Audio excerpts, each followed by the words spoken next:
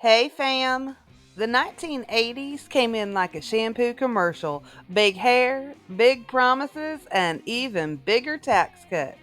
Ronald Reagan, a former actor turned California governor, swept into the White House in 1981, promising a return to American greatness. His campaign ads were all sunshine and optimism, calling it Morning in America. But y'all, you know I'm not here for the press release. I'm here for the drama.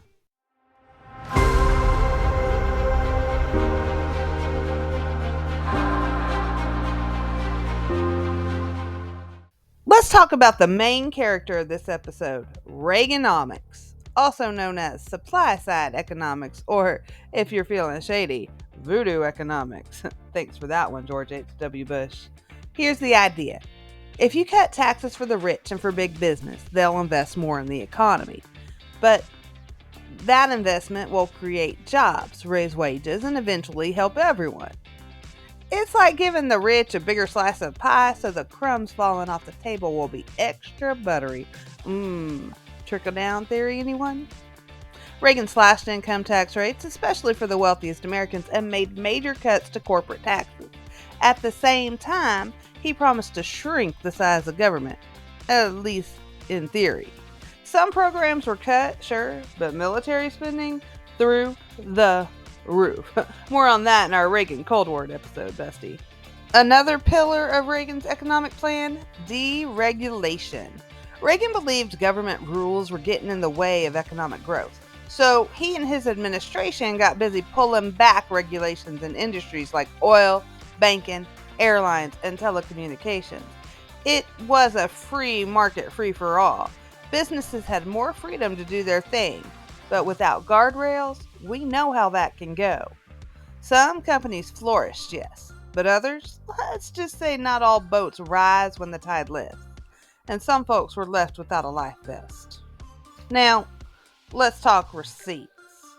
Reagan cut taxes and increased military spending, but the money to fund all that had to come from somewhere. Spoiler alert, it wasn't magic. The result? A massive increase in the national debt. Under Reagan, the U.S. government borrowed like a teenager with a new credit card. Debt nearly tripled during his 2 terms. So while the economy grew for some, the U.S. also signed up for decades of payments.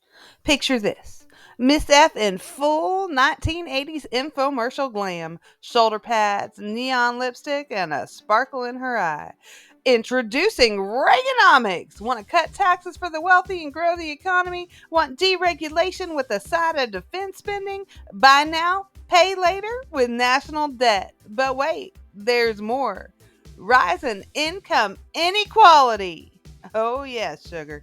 Not everyone reaped the rewards. While some Americans got richer, poverty didn't magically disappear. The gap between the haves and the have-nots, it got wider. Social safety nets shrank, and urban communities especially felt the strain.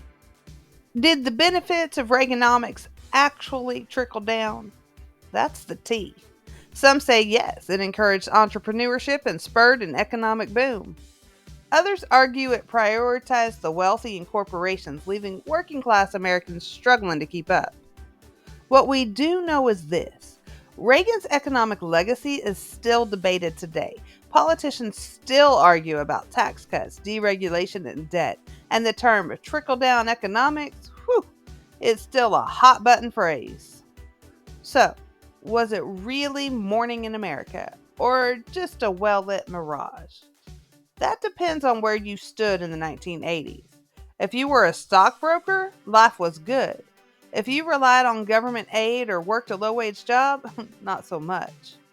Reagan's policies reshaped the economy, redefined conservatism, and left a mixed legacy of growth and inequality.